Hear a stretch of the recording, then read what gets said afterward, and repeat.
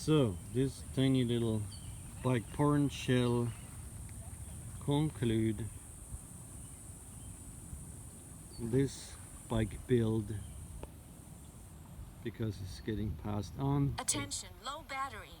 It was a lot of pleasure for me to play with this bike over the last 4 months, but we're moving forward, and this is the living proof that with very humble ingredients and next to no cost, with a lot of love and the right tools and a lot of playing around and experimenting, you can build a fantastic bike for extremely low budget.